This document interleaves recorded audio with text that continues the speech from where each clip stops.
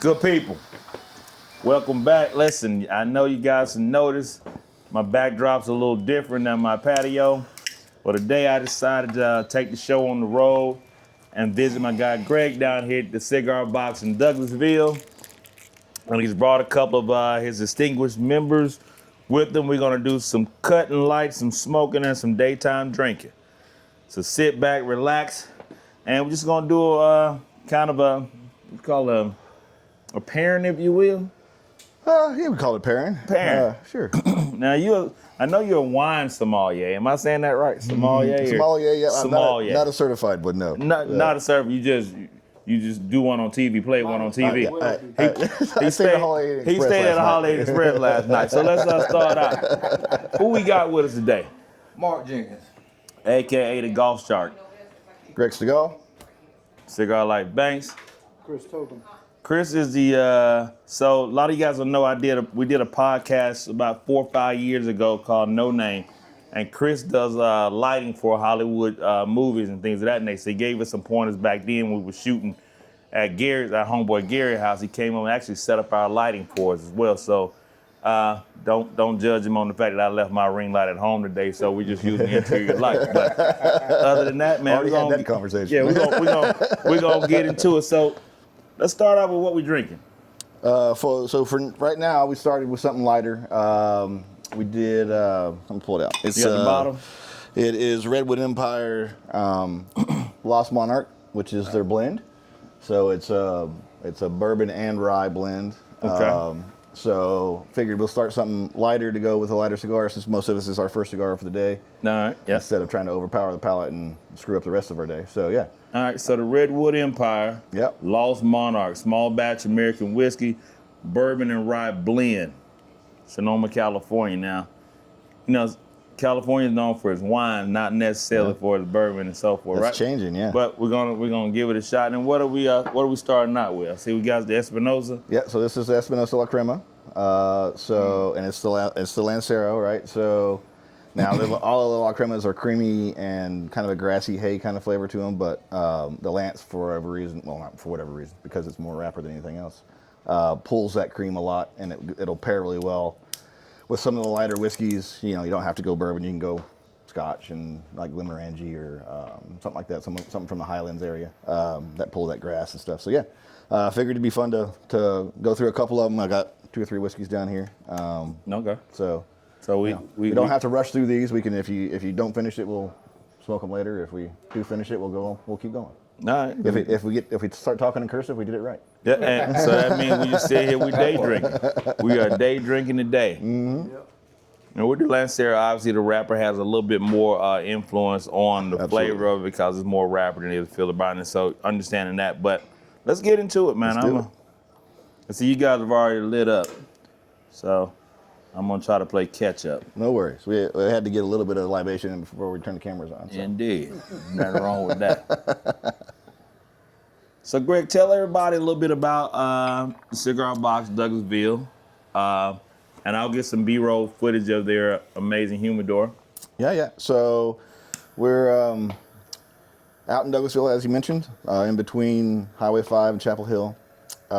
We are just over 3,000 square foot lounge space.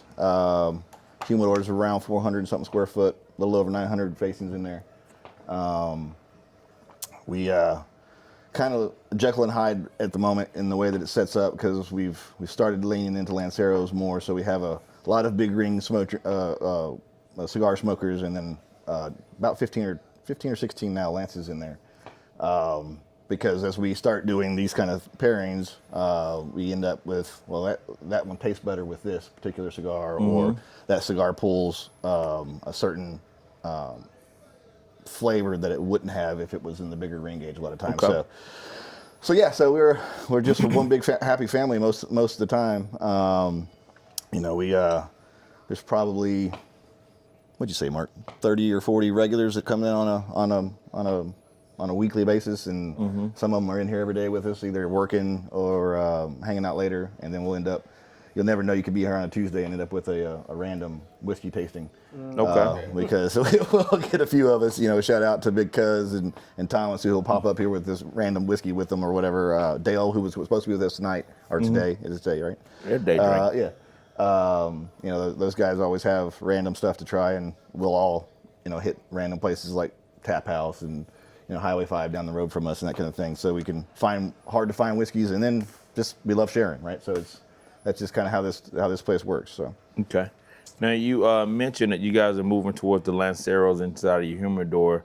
Is it just because of what your clientele kind of dictated, or? So it's a mixture of both, really. I mean, it's not to say that we're going all Lance, right? Because that would kill the store, kill any store.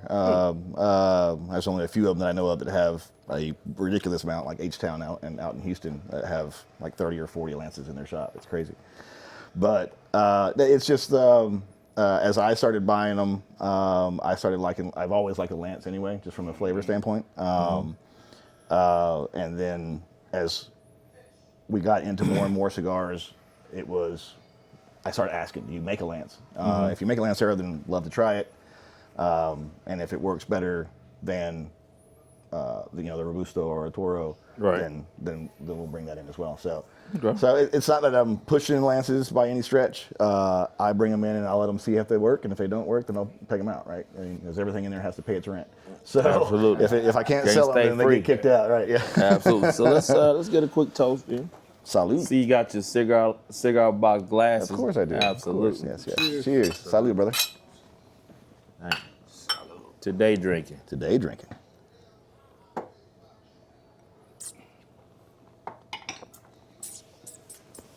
Some good stuff. Yeah.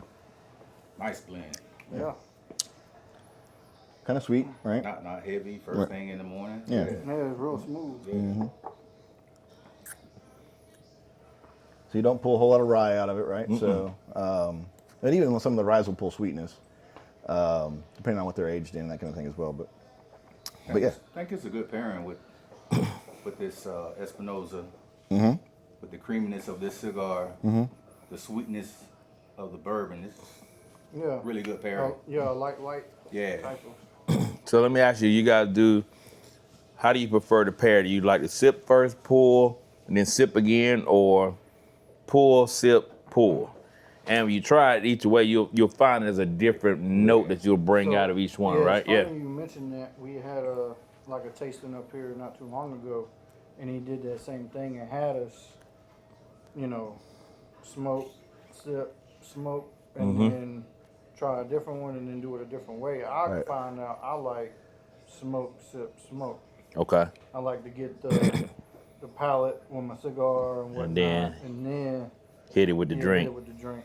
And I think one of the best parts about it, Mark mentioned, and they don't overwhelm each other, right? Like, Right. it's a light stick, but it's still got a nice creamy taste to it. And then you got that not quite so sweet, but it's still a sweetness in it, and they kind of pair well together. I'm gonna try it this time. I'm gonna pull, drink, then pull, and we'll figure out which way I like it the best. Because I've kind of found out, like, even when I eat, like, I'll go, like, I was at Miller Union one time and had a steak and got I think it was Booker's, and I noticed because the steak was peppery and spicy, Yeah, absolutely. it made the Booker's burn, where normally that Booker's is not like that. So then I was like, normally, so I guess if I'm smoking or eating, whatever that does in my palate is going to affect my whiskey more than the whiskey affects the food or the cigar. Right. Yeah. It's on my palate. Yeah, and that's the crazy thing about it, right? Is that everyone goes, well, I don't like that cigar. So you might want to try it in the afternoon or in the evening, or because your palate changes by day, what mood you're in, what you've drank, what you've eaten that day, all that. So it's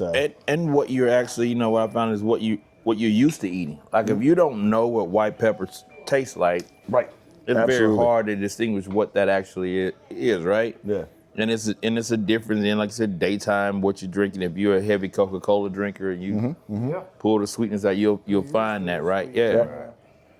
Yeah, it's the Saumonier kits, right? They have. I've got 3 of them at the house that have like little scent bottles in them, right? That have. If you've never had, I don't know what leather smells like, which is weird. Everyone knows what leather smells like, or I don't know what persimmon smells like, and you can go waft it on a piece of paper and smell it, and oh, that's what that is. And when you're tasting wine, that's when you're, my wife is notorious for going, well, that's like a French baguette with. I'm like, what the hell, I was like, I don't have that flavor, but that happens a lot too because women tend to have better palates. Yeah, and they have different palates, and even just from the perfumes that they wear and things of that nature, they can kind of find those notes in that. It's funny you say I got three of the kits. It's like, oh, okay, so you are real. You got that sommelier, self-made sommelier. Yeah, absolutely. Yeah, it's the nerd in me, right? So I've spent 30 years in tech, so I want to understand how everything works. And when I had my gateway cigar, which is they no longer make, which is the CAO Red Label Maduro. With whiskey, by the way. That's how it started. It was with Macallan 12 and the Red Label Maduro. So you started with Macallan 12, or that just what you started pairing with that cigar? So I didn't know how to pair anything at the time, right? A buddy of mine brought it over, and he said, we're going to smoke today. I was like, well, I don't smoke. My dad smoked 2.5 packs of red Marlboro Reds every day, and I can't stand the smell of smoke. He goes, this ain't cigarettes. We're doing cigars, yada, yada.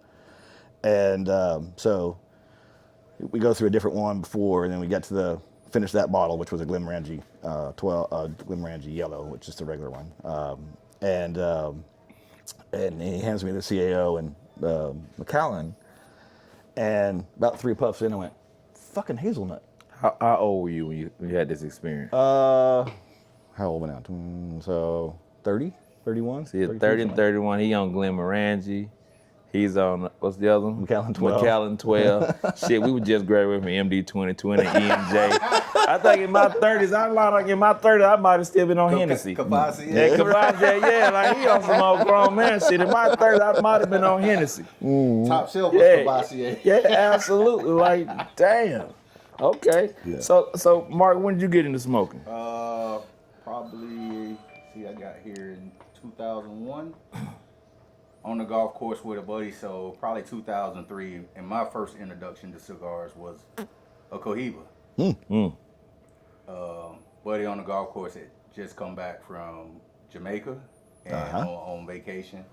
He brings out a box of Bahiques. And so I was like, damn, this is good. Like, how much is this cigar?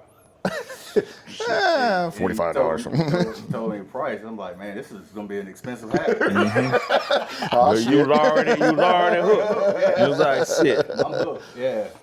All right. What about you, Chris? 2008, was on a TV show in Athens, and I was on the show with my dad and the gaffer. We had to stay in like one of the dormitories from like UGA or whatever. Okay. So we were sitting in the back, and they were smoking cigars. I came out there with them. They're like, "You want to smoke a cigar?" I'm like, "Yeah, might as well." And did that. Went and played poker later at Mozzie's. So I learned how to play poker that same day. You got 3 vices in one. Came back to Douglasville, walked in the cigar depot. They were playing poker in the back. I'm like, well, hell, I can get my cigar and poker education in the same place. Yeah, man. You picked up 2 vices right out the wrist. Been hooked ever since. Around there like, hey, can I get on that job? Can I get on that job? Absolutely. That's why. So what about you? So I was in 2001. December 2001, I started working at a car dealership on the south side. And I knew you car shop. Yeah, I did. I was a finance manager for Nissan dealership on the south side. And when I moved into the box, the owners would go over to Nicaragua, and owner and his best friend, they would chase these little young girls. We know what they were doing, but they would do it anyway. And so he would always come back, and he would give the management staff some sticks. Right. And so I didn't know what the hell I was doing. My homeboy Chris and I were about the same age, and I was married, he wasn't. But after we get done on a Saturday, we'll go down to the gentleman's club, to the strip club, and smoke these cigars. And I started out with just Nicaraguan cigars. I don't even remember, Macanudos or whatever. I think it was Macanudos he's bringing back. And that's what started it. But I was probably doing it once or twice a month, and that was in 2002. And then about 2005, 2006, I started kind of picking up and doing a little more. Around the time Oscars opened up at Camp Creek, we were going over there, and by that time I was on the damn Javas. I was smoking Javas, and I called them the dessert cigars. Now, absolutely. And that's how I started out, and then moved from that and kept going. And so and it's been a hell of a journey. And I'm still at a point now where, like I tell people all the time, I can't just like right out be like, oh yeah, I got this floral scent of blah blah blah. I ain't got that shit. I can tell you leather. Yeah. I got a little woodiness. I can give you the cream, and I can give you some of those notes because they're more defined, right? The peppery. When I retrohale, I can distinguish the white pepper and things but I can't get all that defined nuances of it, right? And that's just it's a learned thing. Well, sometimes pairings can help bring out other Absolutely. And what you eat, right? Yeah.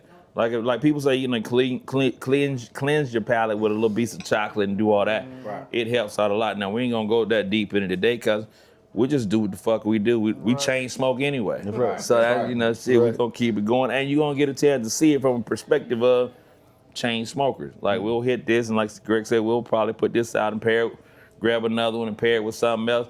We're not going to wash our palates out. We ain't finna eat no chocolate. We ain't finna take a TV break and do all that shit. We're gonna keep right on rolling to the next stick and keep right on. And so I had somebody tell me, what's your thought on calling a cigar stick? That's what I always want to call them. Is it a bad thing? I had a viewer tell me, would you please stop referring to these fine hand-rolled crafted things as sticks? They're cigars. I was like, you gotta be out there. You gotta be out there fucking I get the point.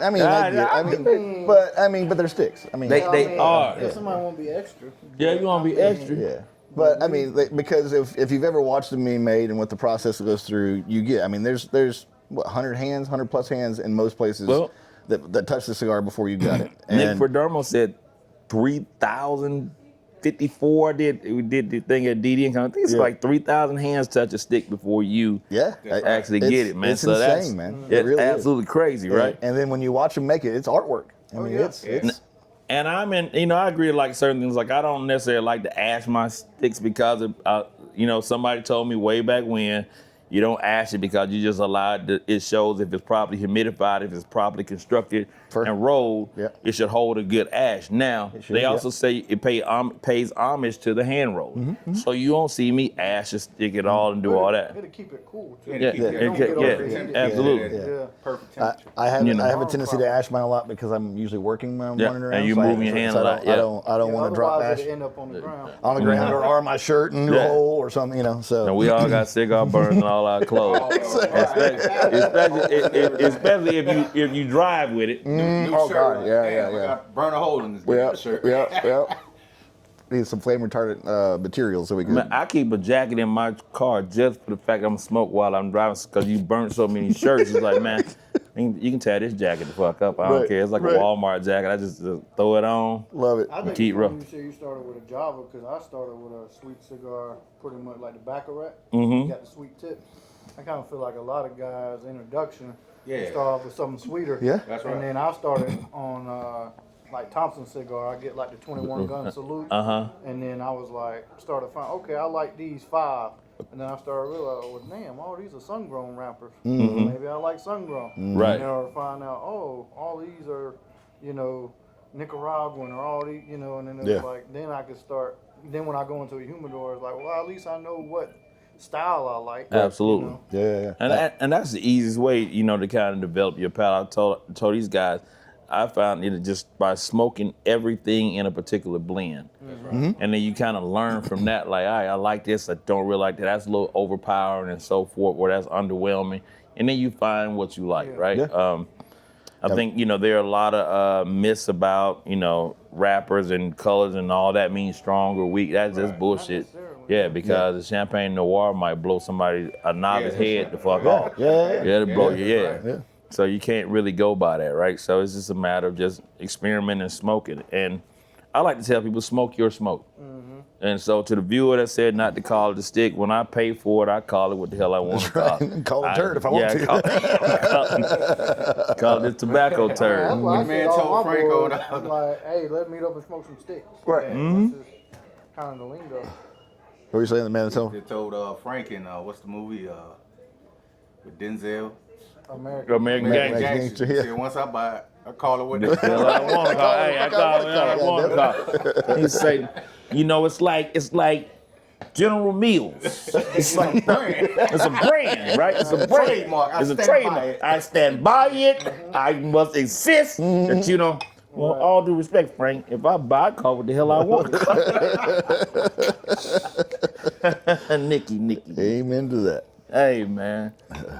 Shout out to Denzel. I just found myself watching Training Day the other day. I love that movie. And it's like midnight. I'm trying to find something to watch. And I say, damn, Training Day. And I didn't realize, like, in the first 10 minutes of Training Day, the shit starts off on a roller coaster. Yeah. And it's like, God damn, this movie was good. Yeah. Just, speaks to how Denzel can draw you in. That's actually how I got started. The first, when he says Macallan 12, the first like whiskey I started drinking was Macallan 12 because I was working. Who the fuck do y'all hang out with? I was working on Flight with Denzel Washington. Okay. His hairdresser. I had just had a little girl. I brought cigars to sit and was passing them out. It's a girl cigar. Right. His hairdresser, Cherry, was like, hey, it'd be good with that, would be a good scotch. And I'm like, I've heard that, but I don't know nothing about scotches. He was like, well, me and Denzel, we drink Macallan 25. Me and Denzel. He was like, we drink Macallan 25, but that'd probably be, Yeah. I was like, what do you recommend? He was like, start out with Macallan 12. Oh, so Sherry's a guy? Yeah. Okay. He's a barber. But his name's Sherry? Cherry. Cherry. Yeah. Now, all due respect to Cherry and Denzel's hairdresser, I ain't calling a grown man Cherry. I'm just not gonna do Might be it. his last name. It No. was his last name. Man, I'm sorry. Even in the military, I might be like, hey, C. Hey, C. I'm just like calling a grown man delicious. Like, hey, what the fuck, man? I got a cherry here. Leo Cherry. Yeah, all right, okay. call him Leo. Yeah. We just call him actually don't Leo. even drink Macallan that much anymore. That was my introduction. And then I started seeing other things I really like more. There's nothing wrong with Macallan. It's not, and it's just funny how you say that because when your interpretation goes to Macallan, and you're not necessarily knowing what you're expecting, Right.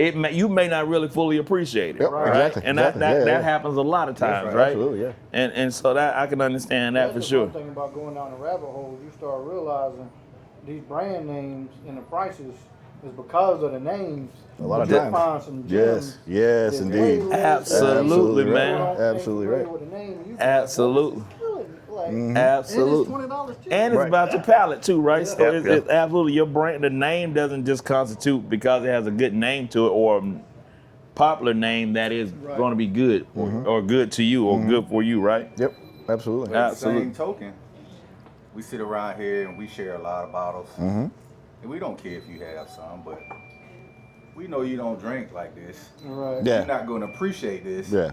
Go ahead and leave that alone. I mean, just taste it. No, yeah. Fill your glass up. oh, yeah. Just taste it. Yeah.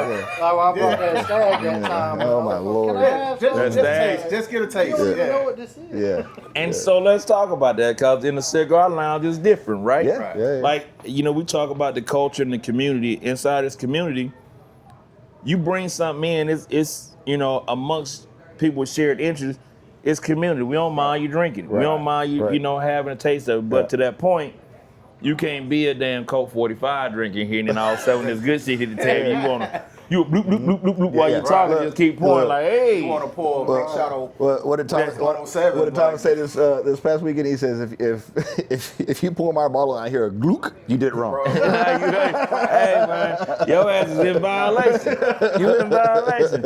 And I appreciate like a lot of times people come in and they may not know what they're doing, but then they take your good shit and they're gonna put a Coca-Cola in it and a bunch of ice. And you just like, what the fuck? Hey man, I could have got you some Right. E&J or some Jack Yeah. Daniels around the corner, but you fucking up my shit. Right. Yeah. So if somebody's doing like that, I try to catch them when they're doing it, right? So, so at least give the whiskey its chance, right? Start neat, then go drop of water, Or then- ask. Right. Well, that too, yeah. But Yeah. but if you're trying it for the first time, I always say, everyone's got their own, right? But start neat, then drop of water, then ice, and then if that still doesn't work for you, then you can mix if you want. But So talk to me about the dropping of water. Now, you probably about the third or fourth person in the last few weeks I've heard say drop a little water in it, right? And then outside of diluting it a little bit, what do you find that it does for you? so it opens it up.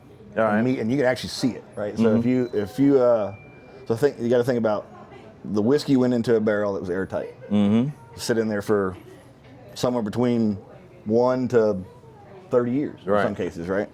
And it goes from that airtight bottle through a processing center, through a processing center into a bottle, corked it. Right. Never sees oxygen, right? So you can actually taste the difference a lot of times after, there's people call them neck pours, that kind of thing. After you pour the neck pour and you get a little bit of oxygen in the bottle, it will change, right? Same thing happens in the glass, right? So that's why notice all three of us are using. Yeah, y'all gave me the goddamn You got a Ross glass. Y'all got the flute. Cool. I should have brought my own. I said it. I said all my shit out and left. But I'm good. That's okay. No. That's all right. We'll fix you later. No worries. But so there's a reason why they all have tulip tops, right? So that so you can nose it. Right. And so it catches the fumes in the corner of the thing, so you can nose it. So what a drop of water does is it gives it instant oxygen, for lack of a better way of saying it. There's somebody out there who's going to tell me the right way to say it, and please do. I'm sure they are. But when you do it, you can actually watch the embers move. Okay. You can put one drop of water in, and you can watch the whole thing open up. Okay. And it will completely change the flavor. Believe it or not, it chemically it heats up. Mm-hmm. Yeah. Like I'm sure you couldn't put a thermometer in there and. But you can see it. But it chemically changes it. Yeah. And the master blenders, when they go to taste it they have a dropper. Yeah. Because that way they can taste all the flavors and know, okay, it's right where it needs to be, or no, I'm not tasting this flavor. It needs another 6 months. Yeah. Okay. So otherwise, you scorch your palate, and then you can't taste every flavor. Yeah. Man, look at that. Y'all didn't realize y'all can get a chemistry lesson. All that shit just by riding with Welcome your boy to the today, man. Hey, welcome to the Cigar Box. And we're not alcoholics. Hey, we're not alcoholics. We just love to partake. Alcoholics go to meetings. That's So I said it once before in the previous video about different shops and how shops kind of create their own ecosystem, right? Mm-hmm.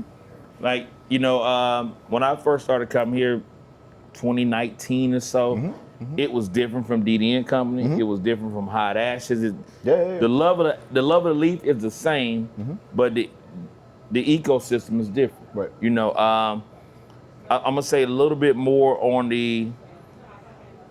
I want to say older kind of reserved kind of crowd, but can get rowdy during football season. Without a doubt. But like I said, poker is going to be a thing, drinking good alcohol is a thing, and just community as a whole, right?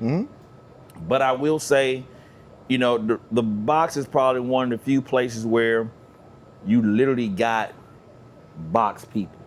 Like, they may not go too much further than here. They might go somewhere and visit for one night and be like, I'm going back home. Right. That's what they call it. They call it back home. Yeah, and that's the difference in what you guys have here. And I think that's about management and ownership and how you guys make people feel when they come here, right? Yeah. And that's the difference in, how you guys have set this up. Where you can go to other shops and you might have like the nomad smokers, right? They pop in here, pop, and they everywhere. And then you have your few select individuals. But here, I can come here on a Friday night and I guarantee I'm gonna see the same 4 or 5 people all the time, right? Unless they're out of town. Yeah, unless they're out of town, right? And that's part of it. So that's one of the differences is, when you look at the box. And then, just you guys' conversation about alcohol. Like I can tell right now y'all enjoy a good pour around here, Yes, that's an understatement. Yeah, absolutely. And so good pour, good sticks, and good people, right? That's what a cigar shop and a cigar lounge is all about. Yes, absolutely. All right, so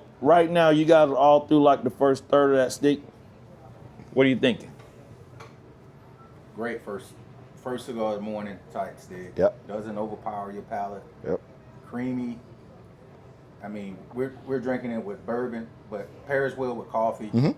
Like this would be a great stick first thing in the morning with a cup of coffee. Yep. Yeah, if you're a light tea drinker, that kind of thing, cup of coffee. I wouldn't go as far as like matcha tea or anything like that. Or like even like a strong green tea might be too much. But because it's delicate, right? It's meant to be. Its name is La Crema. It's meant to be, cream. So easy smoking. So yeah, it's as you get a little bit further down, you'll get a little bit of, especially on the retro hill, you get some of the like granite and it's not really earth. It's, I don't know. I'll call it clean all the time. Yeah. So I don't know a better way to describe it right now. Yeah, a little bit more spicy, a little bit more kick to it in that retro hill, right? This is my first time having this cigar. Is it? Okay. Yeah, it's mine too. Nice. I'm not used to Lancero pulling this easy, to be honest with you. It's got a super easy draw to it. Yeah, that second, third, entering into that second, third, the flavor transition is a little different. It's not as creamy now, and you call it granite, but it's a little bit more of a kick to it right now. Yeah, But you know, I'm enjoying it. I figured we were going with whiskey; it'll hold its own. Yeah. And excuse me, say black coffee. The funny thing about it is the other one I put up here, which is, we'll get to later. This is the Cro-Magnon. Goes really well with black coffee. It's more strength forward, right?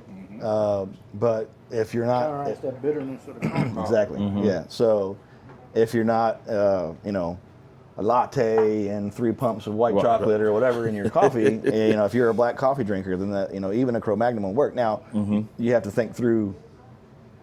Maybe I'm going to smoke that the whole rest of the day. You're not going to go much lighter. Because if you go any lighter, you're not going to taste it, unless you get later in the day, right? And you haven't smoked for a little while.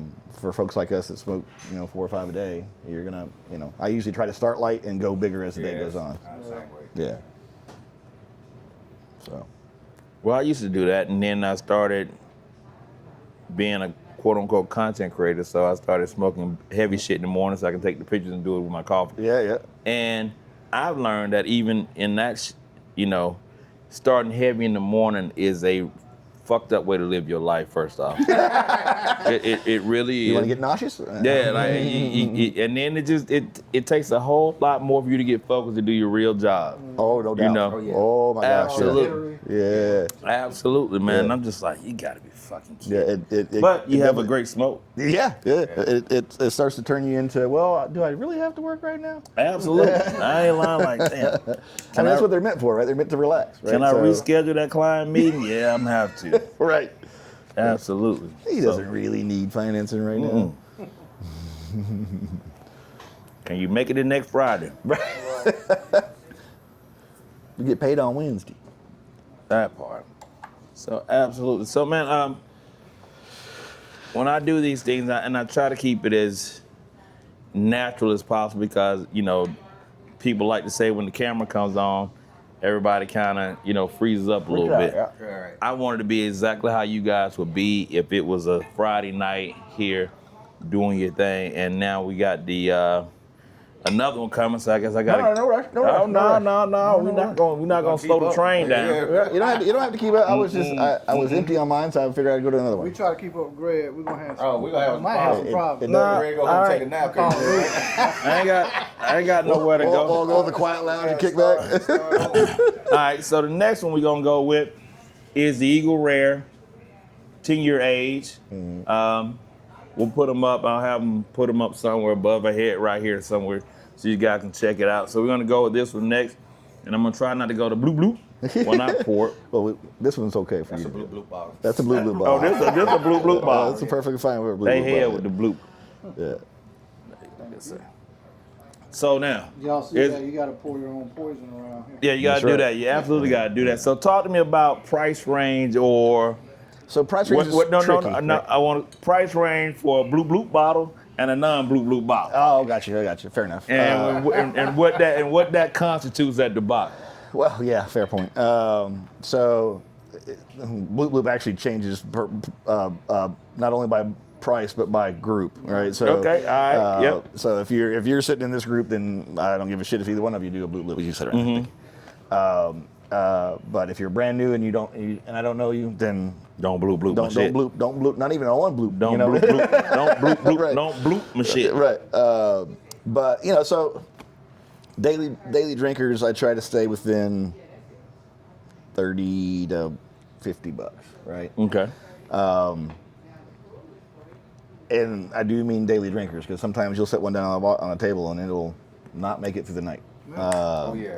There's times that multiple bottles have not made it through the night, right? So It's some nice. We have $1,000 worth of liquor sitting on that table. Yeah. We just sit our bottles around. Yeah, just sit, everybody just bring the bottle sitting on the table. I mean, that's the beauty of family. Right. Yeah, you know, it's you know, because once we close that door, it's private, and we do what we want to do in that way, right? And I'm not selling it. Yeah. We get to drink it, and you know, somebody brought it in themselves. So, so yeah, it's probably up to the 50 is probably a bloop. A bloop bottle, $50 a bloop bottle. But the problem is nowadays, because whiskey, especially bourbon in the U.S., it's gotten so fucking popular that they have just skyrocketed in price. Price point. Yep. You know, you used to be able to get in Georgia. You used to be able to get Eagle for 27. Right? You can't find it. It's $40. It's every day $40. Most times it's 50, and you get outside of the southeast, it gets 60, 70, It got better $100. though. 2 years ago, you buy a bottle of Eagle Rare for $40, you had to buy 2 other bottles Right. of stuff that they They allocated couldn't it. move. They allocated them. Yeah. just to be able We're to buy get that. Yeah. So, And it's not so much the price as well. It's a lot of bottles that come here that you won't find anywhere else. You can go look for it, you're not gonna find it. So when you share, I want you to taste this. right. Dale brought in a bottle of 12-year. Will it? So I was gonna ask questions of what's Dear Lord, the that was rarest you guys have tried? The rarest I've tried, not up here, but the rarest I've tried is probably Lot B, the Pappy, or the Van Winkle. Yeah. The Lot B, the 12-year. That's the best I've brought up here. And I've personally been able to bought was the George T. Stagg. Okay. I won a lottery. I was able to get it at. That was a great bottle, yeah. Yeah, that was good. What Good about you? Father's Day drink. Yeah. I would have to say Dale brought a bottle of 12-year Jack up here. Oh, that Jack. Yeah. I've never seen that bottle. You can't find that bottle. Yeah. And I think if you were to find it, it's about $300. Something like that. But the complexity Yeah. of that, it was like you get green apples. You get so many Yeah. flavor notes out of a bottle of bourbon. Okay. It was a little hot, but yeah. Yeah. And that's when I can hear people on the other side of the screen going, Jack Daniels. Yeah, The fuck? absolutely. Right? So, I got a but bottle of Jack over there. right, It's crazy. yeah. They still make good whiskey. It just might not be in your flavor palette, and especially as they get into the elder age stuff, you know, people go, "Oh, I love Booker's." Well, I don't know. It means you like Yeah, Jim Beam, right? yeah. No, I don't. Yes, you do. It's just aged a little longer. So, you know, if you look through the heritage of some of these, Eagle Rare is, you know, done by Buffalo Trace, right? So is Pappy, right? So you end up getting this, that mash bill is the same. So it's just aged another 6 years instead of 4. And put another label on it. Exactly, and it changes the flavor completely. And, you know, excuse me, the master distiller from Knob Creek was on Reddit the other day doing Ask Me Anything, and he was like, well, I think it was a 21, and everyone's like, bourbon doesn't age 21, and he goes, well, we have the ability to move them around not only in the rick house, but around the facility, right, to get different temperatures, different aeration, and we have the ability to age it for 21, and it tastes different, and it doesn't become an oak bomb when it does that, right? Because a lot of times, like, so some people, if you get the Pappy, was 23, I think, is where everyone goes. My favorite's 15, by the way, for Pappy. It's in between all of that. But when you get it above those, a lot of times they go, it just tastes like oak, and it's a wood bomb. And I'm like, well, I mean, I get it, but sometimes that's a good thing, and sometimes it's not. Depending on what you're looking for, exactly, right? Yeah. So, and you know, the one of our favorites years ago used to be McKenna 10, right? Right? And you know, we were getting it for $27, $25, $19, that kind of shit. What is it now? What, 60? 65? 65 to 70, yeah. And so what happened with that one, we caught it when it was early, right? And then like a year and a half, 2 years after it made it in Georgia, it's been in, I don't know where it started, I guess it came out of Kentucky, but It won gold medal in California whiskey competition. Right. And it just went off the chart. And then at that point on it, everybody got onto it. Yeah. So, and it's one of those. And I used to like preach in here. It's like, if we're doing this shit to ourselves. Mm-hmm. If you don't want to pay $100 for MRT Lee, don't buy it.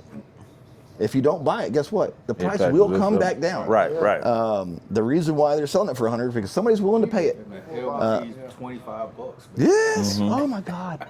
One of my favorite bottles, Rock Hill Farms. One of my favorite bottles on the planet. Mm-hmm. In Georgia right now, you can't get it for under $100. Where did it start out at? 35, 45.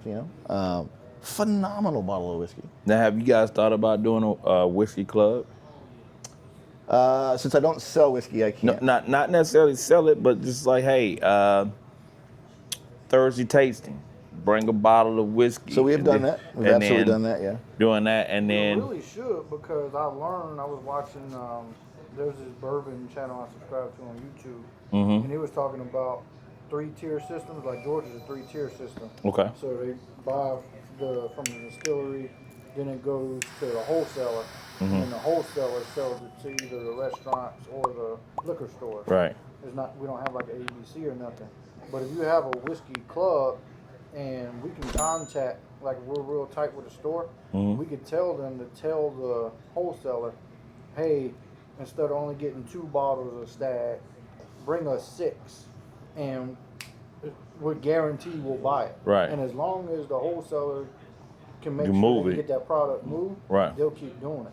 So he was like, there's a way to get more allocated bottles than just Right. like, if they bring 4 bottles to the state, these 4 shops get them and they raffle. And they already, Yeah, yep. but, it's Yeah. like, but if we can prove like you brought 4 bottles of Stag, You've got to have a lot of clout to do that, though. Yeah, then you've got to So- have. You gotta have a serious relationship with your yeah. liquor store, but it's possible. So I just went and did a review with ASW, American Spirit Works. Love ASW. And they released the Cigar Barrel edition whiskey, right?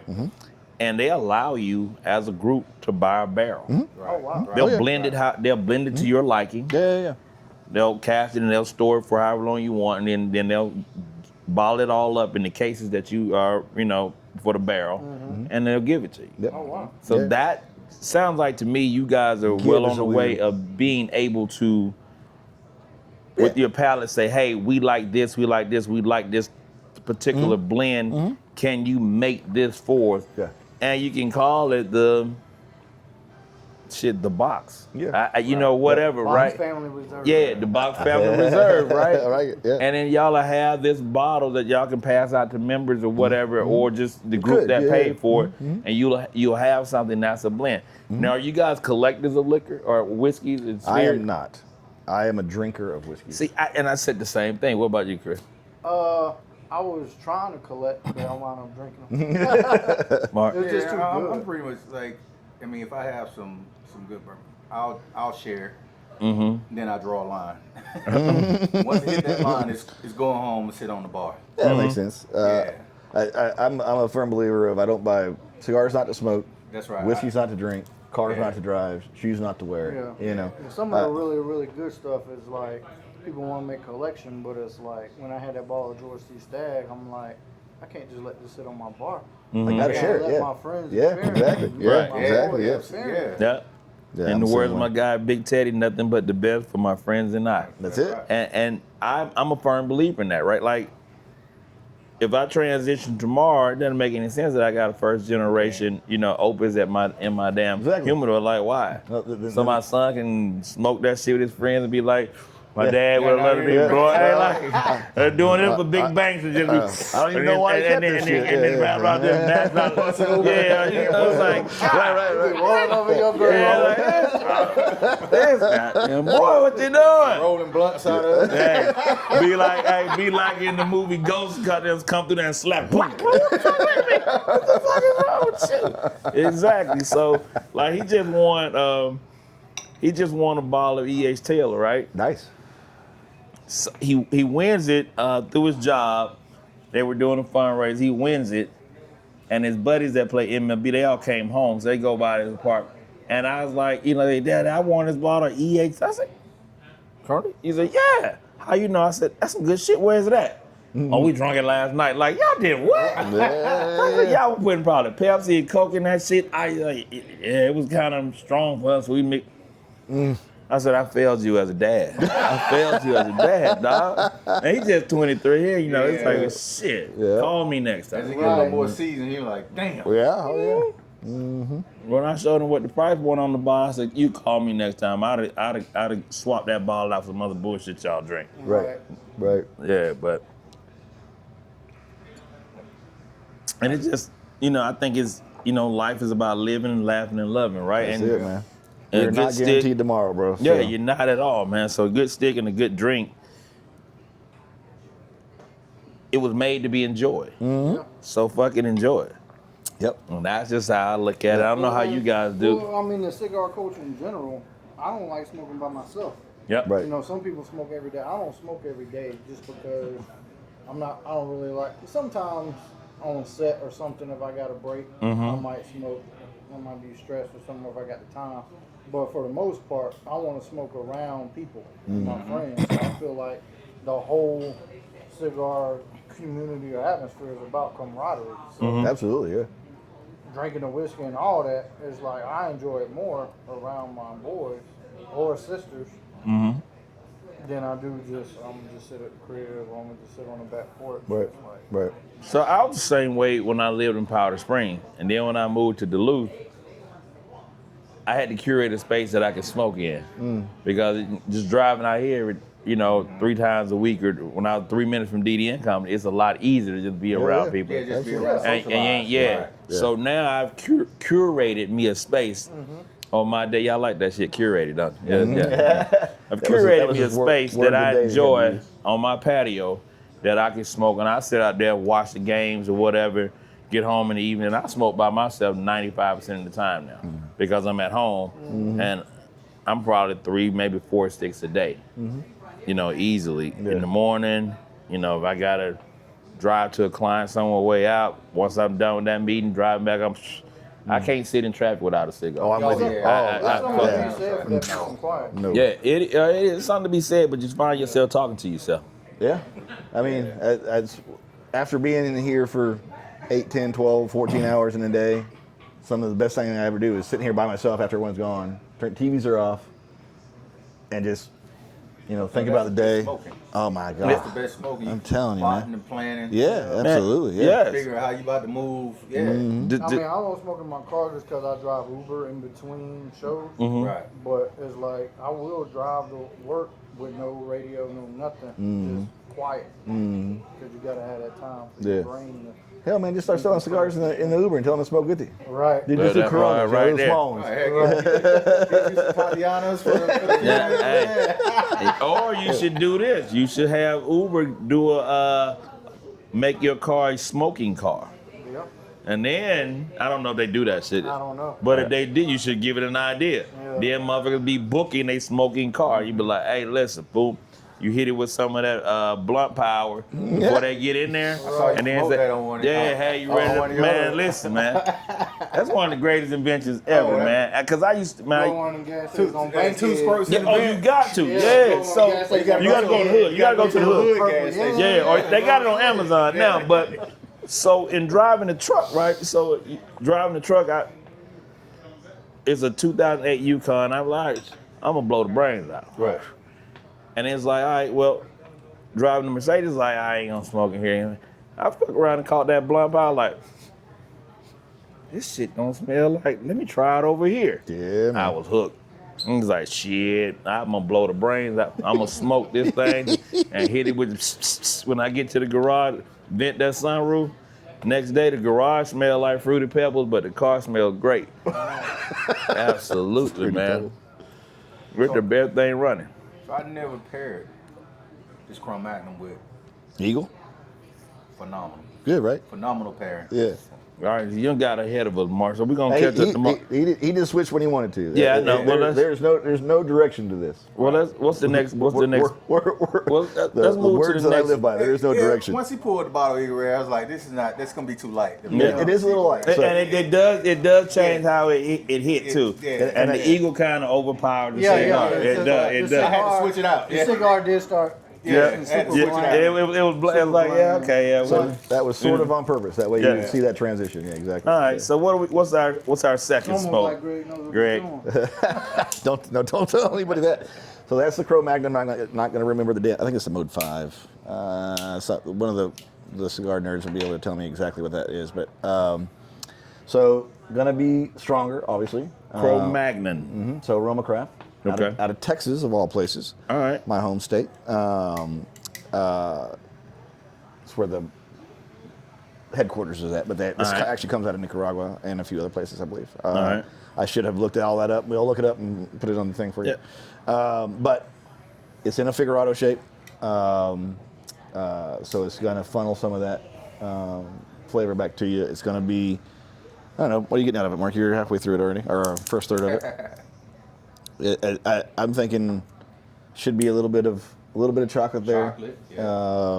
There should be a little bit of almost dank earth, and some leather. Yeah, some leather should be there as well. Cut of torpedo. I do, and I typically do a V cut of a torpedo, but I've been going through this. I'm gonna say it at 53 years of age, I lose shit. And so I lost my last V cutter, and I've been pissed about it. So the one that I have now, I just got it at the house, and then this little baby here, I just picked it up, and it's a Vertigo guillotine. It's been doing pretty well, and I'm probably about 60 cuts out of this, and it's still going pretty good, right? I never V-cut one of these. I'm gonna take it to work, but then I started doing it. It gives you a very deep valley in that when you V-cut a torpedo, right? And you get a nice, I'll call it a smoking surface area. Somebody out there, again, like Greg said, would correct me and say this to so-and-so and so-and-so. I don't know. But again, it allows for a good draw, right? I used to use punches a lot, but then I started realizing I was getting a lot of resin in the box because it's like compact little area. And started pulling all the resin. And then you get that ammonia and that tar, towards the end. And you know, well, you can always cut that out. Like I take my knife and just kind of dig it out when it gets like that, and you get that black resin around that. It starts to get a little bitter taste in you. Just cut it out, man, and it goes back to normal. So I did do a cold draw on this one, right?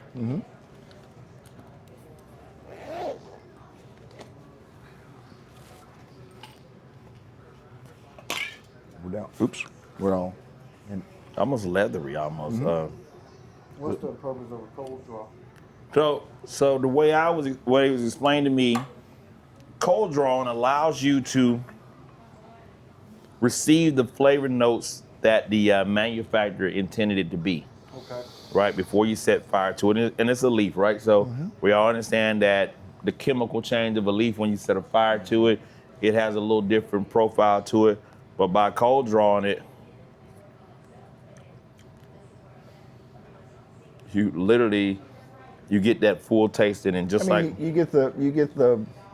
So if you watch the blenders, a lot of times they'll grab a bundle of leaves and they'll shake them, and then they'll put their nose in them, right? Okay. So they can kind of smell what that looks like, or smells like, feels like.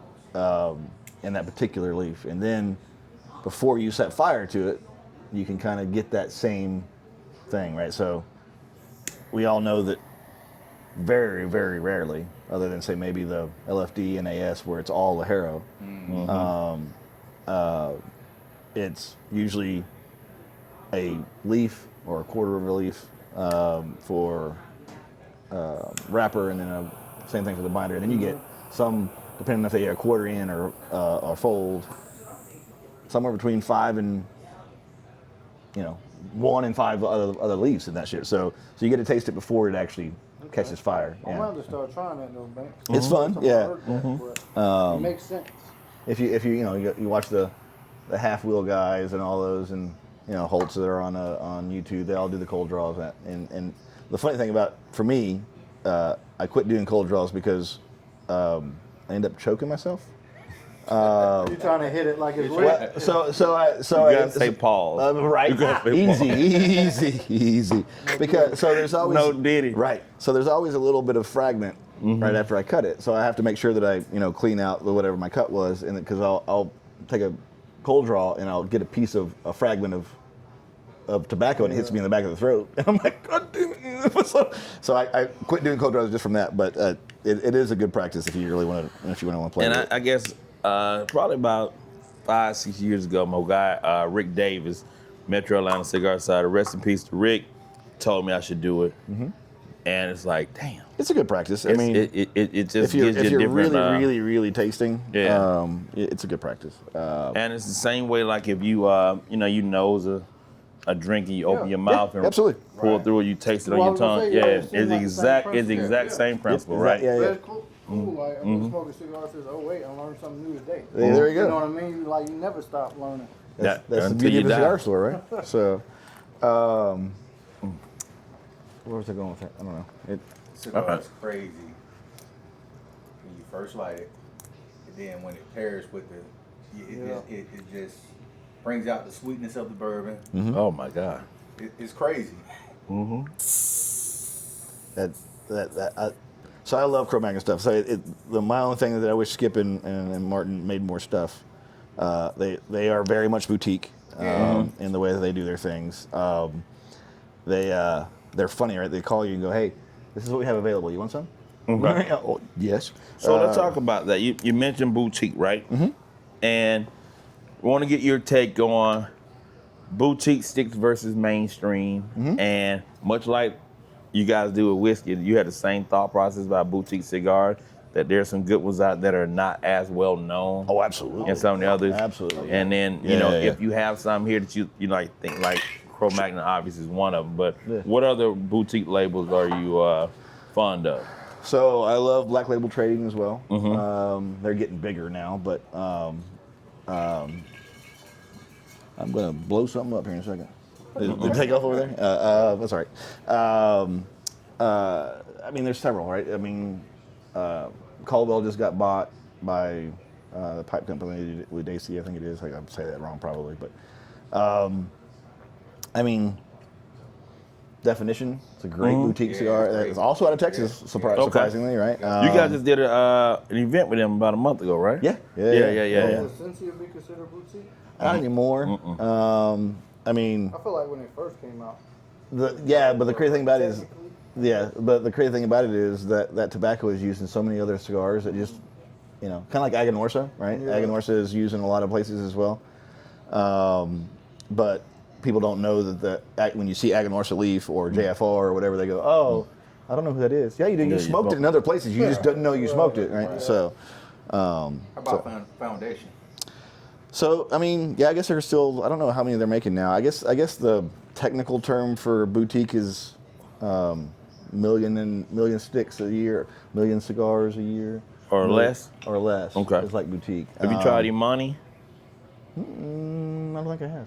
So I tried it during the Atlanta Cigar Experience Week. Okay. And absolutely an amazing stick. Okay. The rep is out of Atlanta. Guy name is Phoenix. Okay. You met Phoenix at a Serie. Okay. For their anniversary party. Okay. I mean, a lot of people that way. Yeah. So I'm usually drinking them, so. Yeah, absolutely. It was a 4 o'clock in the morning. It was a 4 o'clock morning. So I got to get him out here to meet with you. Yeah. And I think you guys will really enjoy his sticks, man. Okay. Great to see the Maduro. The Delicioso Maduro is an amazing stick. Okay. Absolutely. Yeah, I mean that's the fun part. I mean, when you go to PCA, which is Professional Cigar Association's retailer convention, you realize just how many of them there are, right? I mean, if you've ever been to Vegas and the convention center, or the Sands Convention Center, it is all of the bottom of the Sands Convention Center. It is massive. It's 2.5 million square foot worth of just cooking cigars. Right. Wow. Cigar heaven. It is, and it's overwhelming. I've taken one of the guys that was getting ready to open a shop, so I put him on my store account so he could go see it. Mm-hmm. And he's halfway through, and he's like, "The fuck, man!" And exactly. I said, the 40 or 50 that I have in the humidor, but there are another 1,200 out there, 2,000 of them out there. I mean, it's crazy. Yeah. And some of them are phenomenal. Some of them are complete garbage. I guess it just comes down this to is if amazing, It's man. a good stick, it's a good stick. Yeah. Whether it's boot, you know, good like me, I won't. Not like I'm getting the woodiness out of it too. Like at the back of it is a woodiness on it. Yeah. And it makes your mouth water. Like this is a damn Yeah. good fucking It does. stick, man. Pair with the Eagle Rare. Hey man. That's a great pairing. Absolutely. Roma Craft is one of my favorite cigars. Roma Craft? Roma Craft. Roma Craft. Like this. That's a brand, yeah. Roma Craft makes great cigars. They really do, yeah.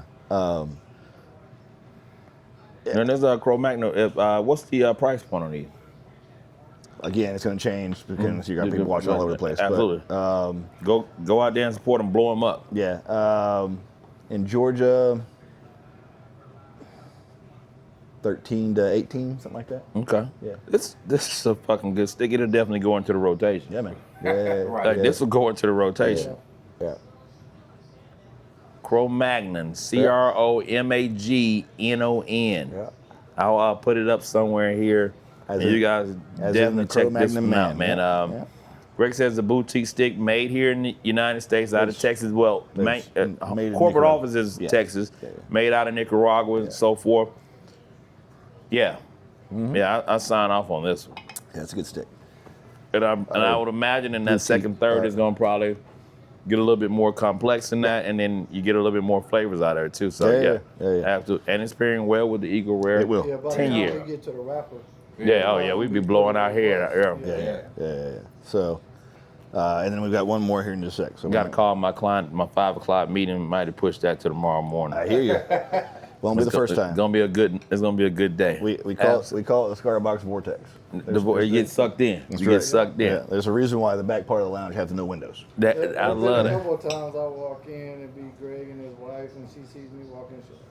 She's like, "We're here for It's about to be a long night. No, she loves you, Chris. No, I know. Well, I'm just saying.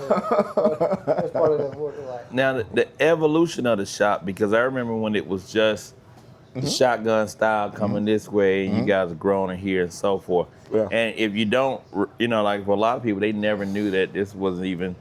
Yeah. It was the shotgun style, and it was a cooler area, but it was tight back It here. was. And It was when, very and when you tight, came yes. back here, if you didn't know nobody, you just like, Walk in and out. I see y'all later. Yeah, Yeah. And then when I absolutely. came back after Yeah. the remodel, I was like, shit, Yeah. they did it right. Yeah. They did it right. Yeah. We've got some- You mentioned that a buddy of yours was getting ready to open up a shop. Was he opening up a shop in Georgia?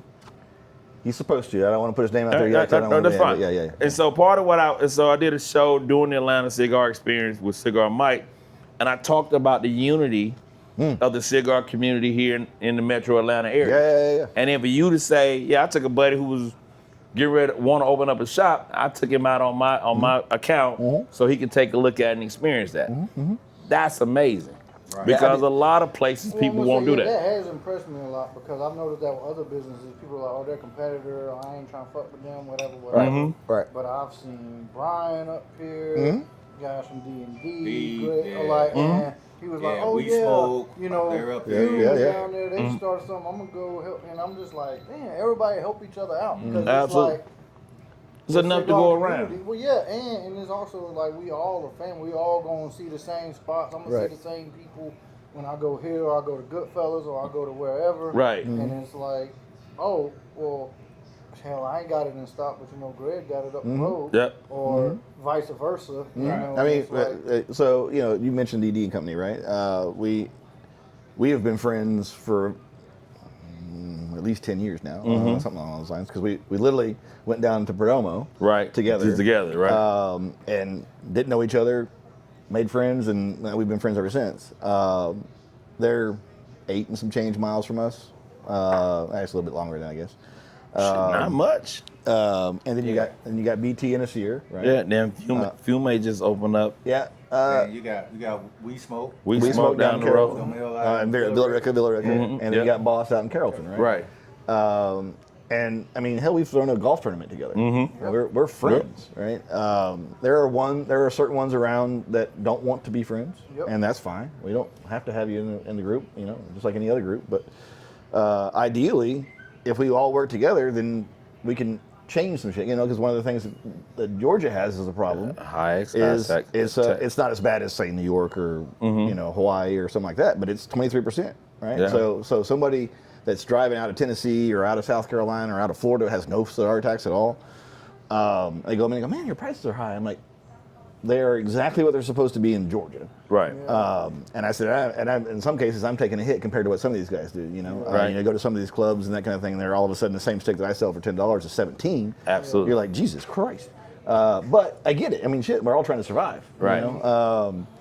But so if we can all band together in Georgia, then we can push towards, influence the, if nothing else, pick up what Form one your of the own other ones. cigar lobbyist group in the West. Right. West of Atlanta, and the so West Atlanta Cigar Lobby Group. So there's this interesting problem in Atlanta as a whole, right? Where there's so many.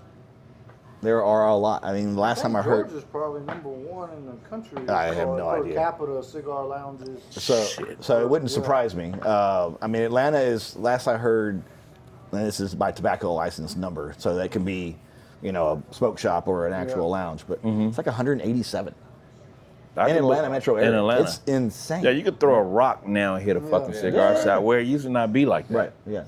Yeah. And I think it adds to the fact that it's like nightclubs, right? Or I want to maybe let's say restaurants.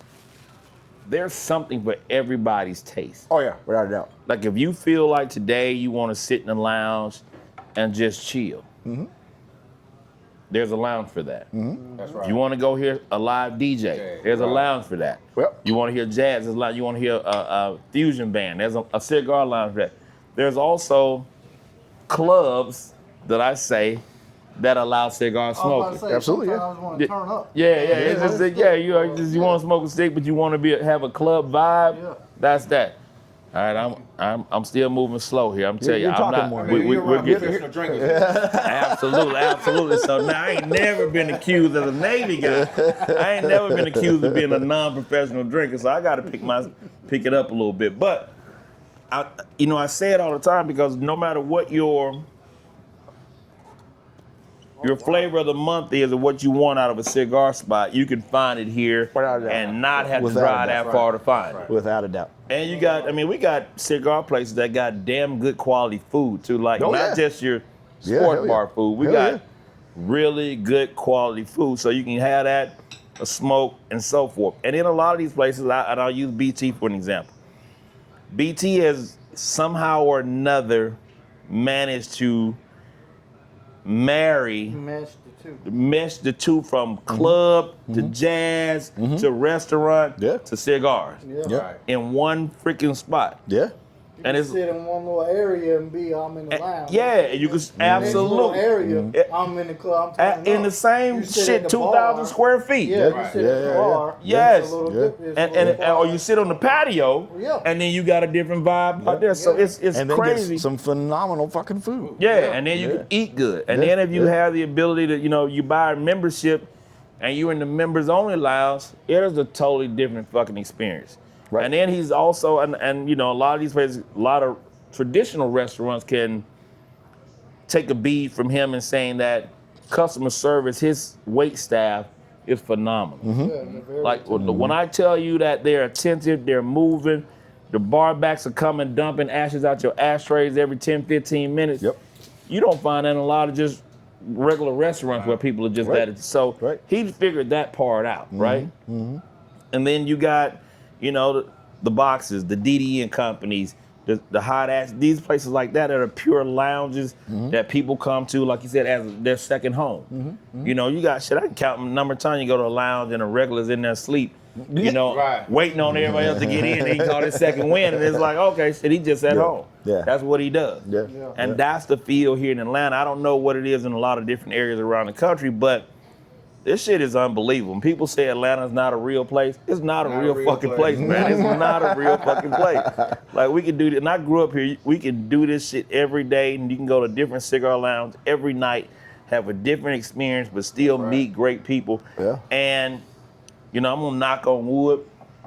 I ain't heard of an incident in a cigar lounge in 10, 15 years, even a freaking dust up or fist. It don't happen much. Not often. Because It happens, but not adults often, sit yeah. around, Yeah. but they you have arguments and all that. Yeah. But you don't People might necessarily get just loud, but it then might get loud. Yeah, but that's really about it Yeah. because adults tend to govern each other. Right. Yeah. And That absolutely happens in this place. yeah, Holy and cow, grown yeah. men know Yeah. how to Yeah. check Yeah. and talk to grown men without getting your feelings hurt. Right. You know, somebody says, "Hey, Banks, whatever you just said struck me the wrong way." Mm-hmm. Well, I'm a man to say, "Well, that wasn't my intent." Right. I'm sorry. Right, It don't make me any less of a man, Right. and I'm still moving without my feelings getting goddamn hurt. Right. Like But I- on top of that, though, that's one of the things that I love about Cigar Lounge. right? Absolutely. Because it's like, because you can have a difference of opinion, and most places you're like, well, fuck it, I'm out, right? Yeah. But because you're sitting here having a good time with people and everything else, you're going to end up having a conversation, and shit, you might actually bring people some in the middle, which is what we actually need to have, right? And Jesus. have more of it. Right. And if the conversations you have in cigar lounges are, if you can take that, and I think Angel said it best, you can solve the world problem. You put everybody in a cigar lounge. Damn right. Like you I probably agree. it's there 100%. because Damn right. you'll find a different melting pot of individuals, Yeah. from millionaires to construction workers to just somebody check the check, somebody just lost their job, but we'll sit here in harmony over this shit right here. That's right. And that's the best part about this cigar lounge. I'm gonna catch up with you guys here. Marcus, what you smelling there? I smelled brownies when I first nosed this. I was like, damn, that's a brownie. Yeah. This one's different, right? Like 'Cause, Girl Scout? uh, Brownie? No, like brownies. Like a moist, Yeah. Oh, like brownie. Like almost Moist. Like a fudge. Yeah. Chocolate. All Yeah. right. So this don't one's taste fun. like- That's I'll the show you short that. barrel cigar batch number 2. So short barrel. The fun thing about short barrel man. Oh. is it's out of Atlanta. Okay. And it's a cigar batch. Yep. They have 3 of them, actually 4 technically, because I think number 3 has 2 bottles. But, Okay. they source their stuff, and they don't lie about it. They don't care. They get them from either MGP, which is Midwestern Grain Products out there in Indiana, or they get them from other places, wherever. And then they'll either blend how they want, or they'll put staves in to change the flavor, Right. that kind of thing. And so it's really cool shit. They do some really fun stuff, but out of Atlanta. And that's I was looking through some of the questions earlier, and it's like, what's one of the ones that are getting overlooked? And short barrel is definitely one of them, because they're just so different. And like Bee's Knees, they're number 5 now, but you get it's done in honey casks, right? And you're like, can smell it, that's yeah. never gonna work. And then you taste it, you're like, holy shit, Y'all that's don't good. know this. You're not nosing. Just like when I am, you open your mouth when you know it. And you can really get the different flavors. I get that fudge or caramel or something, but yeah, Yeah, so absolutely. So the funny thing about that one is you read it, but you didn't read all the bottom part, right? So a blend of straight whiskeys, right? Finished in Armagnac, cognac, rum, and tawny port casks. Oh, That's the rum. So they bounce around. They put them in multiple places. Yeah, exactly. So, and that's he's a mad scientist, right? He's literally just playing with flavors to go, this is the flavor that I wanted in that bottle or in that barrel, and this is cool shit. good, Yeah. It's fun times. But yeah, they just did a Bee's Knees number 5. That's it's done in honey barrels, right? And you're like, no fucking way, I'm not drinking Yeah, I'm that. thinking I don't it's drink gonna sweet be shit, super right? sweet. Yeah. Not even close. There's Phenomenal. It is very, very good. So I like the Swarm version of it because you get more of that almost honey crust, for lack of a better way of calling it. Comb, I guess. But your brain's going, this shouldn't go together, but it does. Yeah. And then you mix it with a good cigar that has some sort of same kind of concept, right? A little bit of power and a little bit of sweetness to it. It's like, holy shit, I'm just going to sit here in a corner and enjoy myself by, Yeah. I'll wait So for what do you think about it, Banks? I'm waiting for his first sip, yeah.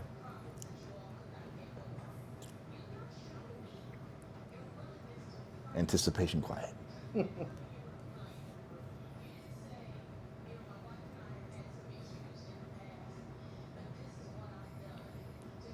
Cigar to me may be a little strong for that because of that sweetness in it.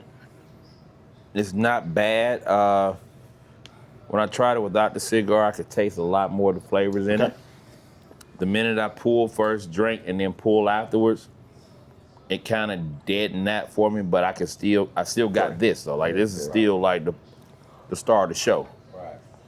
And that's crazy. I'm gonna sip. I do like the Eagle Rare. The Eagle Rare yeah. with this. Yeah, is better. Yep, phenomenal. absolutely. Yeah. Now I don't know. Somebody's gonna tell us out there anything. Well, you guys didn't clean out your cup. You got residual. All that's true. They just All said that's they're true. professional drinkers. All that's true. We just doing this for y'all. We're sacrificing ourselves for It's y'all also- entertainment. But like you said, smoke your smoke. To Yeah. each their own. Absolutely. Everybody's gonna have something Right. different that they get out of it. And I've yet to see a person in a lounge go rinse out their glass or do this or eat a piece of chocolate before. Now, there may be some Lance Lanceros out there with their feet crossed and their pinky finger up. They might do that. I love that episode. Absolutely. I was They might trying to do. figure out which one am I. You might be that guy. And there ain't nothing wrong with that, right? yeah. That you gonna eat a piece of Hershey's chocolate in between your cigars and all that. Do you? Yeah, I love You that pay for your stick, you That's smoke it the way you want to smoke it. That's it. Right now, we just sacrificing ourselves for the betterment of entertainment. Please don't try this at home. Entertainment purposes only. Don't try this at home. We're not like the NFL. Yeah. It's entertainment purposes only. It's entertainment. Like, don't try this at home. And we do not promote day drinking. So it's 9 o'clock at night. Wink, wink. Allegedly. 5 o'clock. It's 5 o'clock somewhere. It's Damn right. what is it? Cigar 30 somewhere. Sit down there, right? Shout out to our guy Dale, Cigar 30 Yes, sir, apparel. yes, sir. Absolutely, man. So yeah, I it's tell that people time. all the time, you can't drink all day if you don't start in the morning. That's right. That's a shirt. That's a fucking shirt. All right. I know, got to make shirts. Yeah. Or you can't smoke all day if you don't start in the morning. That's right. And a cup of coffee and a cigar. Fuck. All right. Thank you. See, this how ideas are spawned right here. That's truth right there. That's no doubt. Well, and it all goes quiet. It goes quiet, but I love it, man. Thank you. All right, so I wanted you to try that because of the sweetness that comes out of this in that bottle. But it also did exactly what I thought it might do, which is some of us are going to go, this is great. Some of us are like, the cigar kind of overpowers it, which is Normal. that happens, right? So the whole point is now you know which one you want. So in the wine industry, they call it, when you're going to tastings, they call it, which one would you like to revisit? Okay. So Right, there we go. So, well, I would like to revisit the Eagle Rare. Thank you very much. Or the whatever. So So that the whole point behind this, as you mentioned before, is to find what you like, and then stay in that space. And then if you want to step outside of it, great, and try some other stuff, great. And if you don't like it, now you know. But the only way you know is to try. It's a try, right? Absolutely. I found out I personally like sweet savory. So like if I'm drink like Lafroig, like I really like peaty scotches. Yeah. So Very peaty scotch. Yeah. I love it. So he and I are in the same way. And We it's like like that really shit too. briny, kind of salty, but smoke like a Perdomo champagne with it, which has got more of that sweet kick to it. But it also has that black pepper. Cream and the it's black almost pepper. Yeah. like a chocolate sea salt. Okay. All right. Yeah. Sweet and savory. I can see I that. like how your palate. Yeah. they go I can see together. that. Absolutely. Absolutely. Yeah, Chris and I are in that game of how peaty is it? If it's not tire fire, then I don't want it. Now you say peaty on the scotch. Give me what's your examples? Cause I'm not really big on scotches. So peat is a moss, right? In certain places, especially in the lowlands of Scotland, they don't have a whole lot of wood, so they use this moss and they light it on fire to help dry the barley that they're using. And that smoke comes up through it and it absorbs that flavor, right? Gotcha. And then being right there on the the coastline, they get a lot of sea salt and brine kind of taste out of it. So peat typically is smoke, right? Now it can get really medicinal as well, like the inside of a Band-Aid and that kind of shit. Okay. And everyone goes, that sounds horrible. Yeah, I think, but until you drink it and you pair it with something proper, then You it's fucking understand. phenomenal. You understand what it is. Scotches, I've found people they either love them or they hate them. Right. There's never somebody like, oh, I'll drink them sometime. They're Yeah. either like, Yeah. this is disgusting. Yes. Or they're like, where's this been all my life? It's kind of like people with me, right?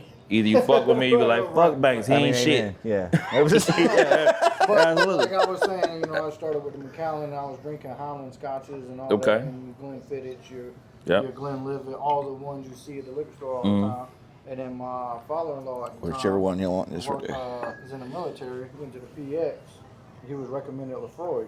Brought it. We tried it, and I was like, "This is like nothing I've ever had in my life." Yeah. Okay. Like, really That's a perfectly good example. It's amazing, but then like you'll bring really smoky. But then It some is, other yeah, people will be like, Mhm. "Oh, this is horrible." Yeah. Right. So sometimes if it's something like if I'm don't want to share or if I'm not in the mood, to You gonna share, bring that? I'm gonna bring the Lefroy. And like, try it and see if you like. There'll be a couple people, and they'll be like, "Hey, let me try something." They'll be like, "Oh my god." Okay, what is this? Yep. So and so we talk about tasting, and you guys can see when you're dealing with professional drinkers, you go to a typical tasting, they give you just this little much in your glass, and you swab it around your mouth, and then you try it, you rinse the glass. We ain't pouring tasting drinks around here. We're really getting the experience, so you guys don't have to. We're sacrificing ourselves for the betterment of entertainment, Amen. for the greater For the good. good. Absolutely. But I've done the tastings in the liquor stores before, or at a, I remember ASW when you could only get them in the little shop, Give you a mouthwash. Yeah. Not even the mouthwash glasses, those little bitty glasses. Them and Lucky Guy. I don't know if I think Lucky Guy is still alive. But so you get to little bitty stuff, and then rules changed in Georgia so they could sell them and that kind of stuff. So you got to actually taste them and go another place you can actually get a good whiskey and a meal. And ASW on the West End there. That's right. So it's different now, right? And every state's different. And there's certain states that you can't even do what we're doing right now, sitting inside of a lounge and smoke. Absolutely. So, which is horrible in my opinion. Couldn't live there. Right, exactly. Couldn't live there. So the beauty of these things is you end up finding family you didn't know you had. Absolutely. Right? You get to, you get to run into a guy that has, for whatever reason, we're instantaneous friends. I met him yesterday, and my wife's like, "Well, why is he coming to the house?" Because he's my friend. He's my friend. That's my guy. That's my guy. Could be a damn serial killer, but he's my guy. Right. He ain't gonna kill me. Right. Maybe tomorrow, we'll see. Yeah. But I tell a lot of folks I'm part of this store because of Mark. Right? Because in the old box, so you came in with shotgun here. Right? Yeah. It was about a half mile down the road. Yeah. Right next to Monterey's, a little next to the food place. And Thanksgiving, I had gone through my introductory to cigars with McAllen and all that, right? And then gone to Depot, and he did the one thing that I still use to this day, that was beneficial to me, which was he goes, "You need to go get every one of the nubs that you can find." And he says, "What you're going to do with that is you're going to taste the wrappers, because to my knowledge." And I still believe this is true, the binder and the filler are the same. So you get to find out what wrapper you like. Okay. And then you're gonna go other places, right? So he gave me a few others, like Diamond Crown, and a few other things to try. And so I come back the next day and go, "All right, I like the Maduro, I like the Habano, I like that Diamond Crown Julius Caesar thing that you gave me." I've been smoking for literally 36 hours at this point, right? All right. And he goes, "The fuck?" He goes, "How long have you been smoking?" I said, 36 hours. He goes, "Okay, well, your palate's different, right? So you're going to go play around in this place, right?" So anyway, long story short, silly things that happened over there. And I was looking for another cigar store and found the box when it was over there. And walk in, grab a couple sticks, and go, "There's a lounge back there. Go sit in the back." And Mark's back there watching fucking Maury Povich. Right? I'm like, "The fuck is going on in here?" Right?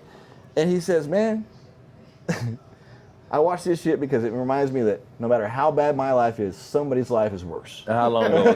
How long ago was that? 14 years ago. 14 years ago. Yeah. That's We've his. been friends. Yeah. That's a good deal there, man. And so a few other things happened. Guys, some other regulars come through and they're going to have a damn hamburger cook-off. Old Dre and Herman. And they come in and say, "Hey, you want a beer?" I'm like, "Sure," right? About halfway through the night, I called my wife and was like, hey, you might need to come get me because I found some people as crazy as I am, and I ain't driving. And that's literally how cigar lounge experiences happen, right? Exactly. Yeah. You come in, you sit down with one person, y'all engage in conversation, and all of a sudden you want a beer. Yeah. You wasn't expecting it. No, hell no. But the next time you come, you bring beer. Yeah. Or you bring some, hey, I drink this, and then now we become a community. Yep. And that is how this, so let me ask you a question. Without saying names and any of that stuff, how many people over the years you guys think you've helped, or from a cigar family, help with medical expenses, burying a loved one, or some sort of financial? It's a touchy one, but A lot. a lot. Right? A lot. Yeah, Just this year alone, a lot. Yeah. And if you ask it's touchy that because question, we just had one, so it's to kind of close to my heart. yes, man, yes, rest in peace, Charmaine, yes, There's indeed. been certain ones that weren't even asked. They posted on Facebook, hey, this happened to me, whatever. Next thing you know, The family, Yeah. the community comes That's right. together hey, boom, unexpectedly. I sent you this. And that is how Right, people, you know? when people don't realize you can spend 10 hours at a spot and it feel like 10 minutes. Yeah. You know, I remember, when I moved back from Texas and I was running the car, and my ex-wife would be like, fuck y'all doing up there? I don't know. Nothing, We really. just nothing. We just smoke. And it's like, no, y'all got to be doing something. And then the moment they walk in and realize, this all the fuck y'all do? I'm out. We're like, okay, because this is what we do. And it was the best damn time. Yeah, you've had the best time. Free. Yeah, you laughing, you doing a lot, and that's what a lounge does, right? It's therapy. Yeah. I've seen marriage counseling in a lounge. I've seen, yes. how to raise a child, or people that are going through with their kids, work counseling, the whole nine in a lounge. Hell, I watch people get hired in a lounge. Oh, Right? absolutely. I need that shit right there. During the strike, I was playing poker up here. There was a guy who came in, was playing poker. I'd never seen him a day in my life. Haven't seen him since. That night, we were talking about the film industry's on strike. He was like, "Oh, can you do this, that, and the third?" I was like, "Yeah." He was like, "Here's my boss's contact. Hit him." I hit him like a week later. Sent my resume. I was installing jet bridges at the airport. I remember that. Hell yeah. For 4 months. I haven't seen him. And I haven't seen that guy since, and I never seen him before. But he came in here smoking cigars. Over that right there. And I got a job That's it, for brother. 4 months. During the strike. Keep my house, keep my car. Now that's what this shit does, man. Right. And you can't explain it to people that are outside of it. Right. That you'll literally find that opportunity. Man, if you go to these shops, you find people, man, I got hired on from so-and-so, he did this, or he told me about this, or he was the hiring manager here, just sent my resume in and got a job. Yeah. Right. And because of this and because of that communal feel, you're not gonna fuck it up. Right. Because somebody stuck their neck out for you to get an opportunity. That's right. And that is what, I say it all the time, the love of the leaf is a mug, man. Amen. This thing here, Yes. man, And networking and how you treat people. Absolutely, matters way man. more I mean, than- the amount of times that I've had someone call me and go, "Hey, man, you know a plumber or an electrician Absolutely. or a lawyer I know or all some of shit?" the above. all of the above. I smoke with a guy that does that. Financial advisor. Yeah, absolutely, hey, man. Hey, absolutely, man. And I've gotten so many clients from the financial side of it from a cigar lounge. Because people often see you a lot of times, and when they see you in your dressed down state, Banks, what the hell do you do? Right. It's like, because I might be in the corner of my laptop on the car. What the hell do you do? And I'm like, I do. Really? I need blah, blah, blah. Well, Right. give me a call. Yep. And it's just that, I guess one says that simple, right? It's just that simple. Yes, sir. And if you treat people the way you want to be treated, man, it literally pays itself forward a lot of times. Yeah, absolutely. And that's the beautiful part about it. So even in my newfound influencer status, I'm always telling people, it's like, well, what do you smoke? What side of town are you on? Go here, go there. Right. Ask for so-and-so and so-and-so. I was literally at a memorial service on Saturday. At the memorial service over in South Fulton, I step outside to have me a cigar. There's a guy outside smoking. Never met him day in my life. Standing outside smoking. We get to talking. I said, well, what side of town? He said, man, I live in Hiram. Hiram? Well, yeah, I go over to and he and his partners were going somewhere in Midtown, right, to smoke. I was like, so you know there's a damn good cigar lounge in downtown Hiram. Right. And so last night I'm leaving my father-in-law at a rehab facility. I get a text message from the guy. He says, hey, I'm out with my buddy John and he has on one of your shirts. Where y'all at? DDN Company. And I called him and said, that ain't John Williams. He said, yeah. I said, shit me. They sitting there, so I said, I'm on the way. I was in Kennesaw. I said, I'm on the way. Just met him there, boom. And he's like, man, I'll definitely be back because of this. Yep. Right. And he had no idea DDN Company existed. Right. Yeah. And that's the craziest part about this thing that's here, what's man. so beautiful about a fucking cigar. Every walk of life, Yeah. white, black, Chinese, boy, girl, Republican, Democrat, Cowboys fan, Falcons fan. Y'all draw the line at, listen, y'all draw the line at Cowboys and Saints fan. I don't fuck with Cowboys and Saints fan. Dale, I'm talking to you. Hey, Cowboys and Saints fan, I don't really fuck with. And this year we all in the same boat. I would definitely drink that shit right there. You don't know, but you're surrounded We by. all in the same boat this year. We But ain't everybody never out making there. the playoffs. God damn so, hey.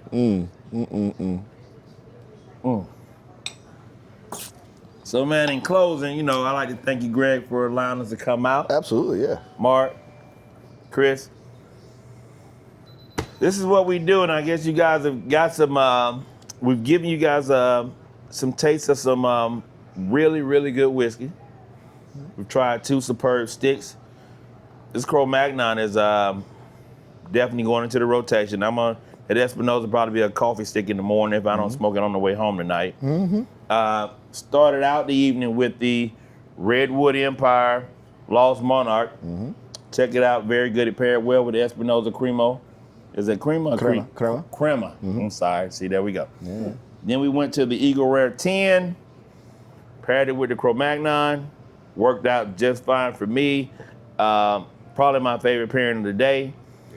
And then this good old short barrel cigar batch number 2. Out of Atlanta. You guys should definitely go check it out. I did notice something, Mark, when I did something differently here, right? I did a 3-second pull.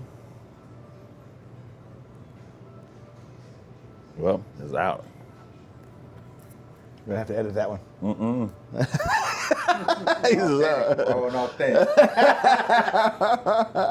Hey, look, they charge me for the cuts, right? We should have tried something with a cap full of water in these whiskeys. Look, you just keep rolling and just let them edit as many as you want to make as many shows as you want, but. We just made them a smoked old fashioned. Smoked old fashioned.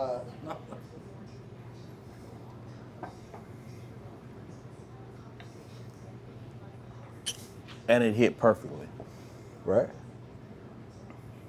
It hit perfectly. Yeah, so with this pairing, it's smoke, drink. Yes. Yeah. I like to drink, then smoke. If you smoke, and I did it, yeah. And if you smoke it, then Look drink at the it. way it's hanging in your glass. That's That's crazy as fuck. Yeah, it gave a different experience for me now, and it's a little better. Still not as good as the Eagle with it, right? Right. But it absolutely gave a different, experience on that drink. So There you go. There you go. change it up as much as you can. Play with your drink, smoke, drink, and so forth to find what your happy median is. We're gonna continue to do this thing. Like I said, I'm gonna have to move my 5 o'clock back.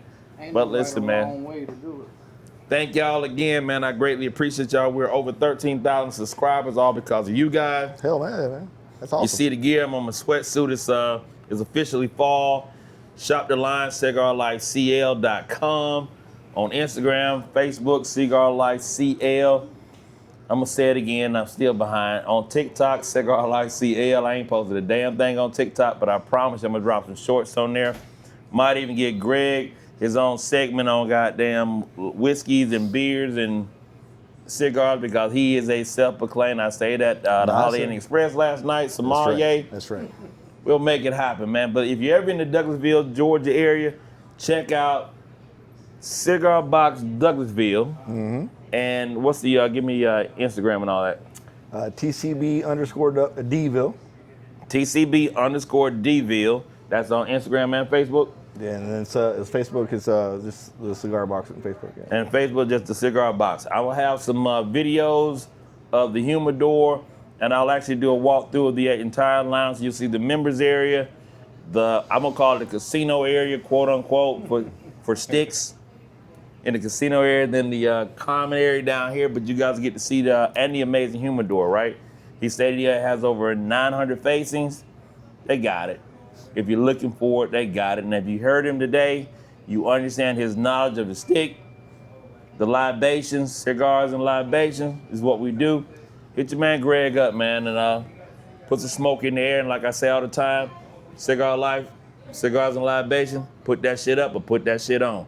We out. It's out. Yeah. There you go.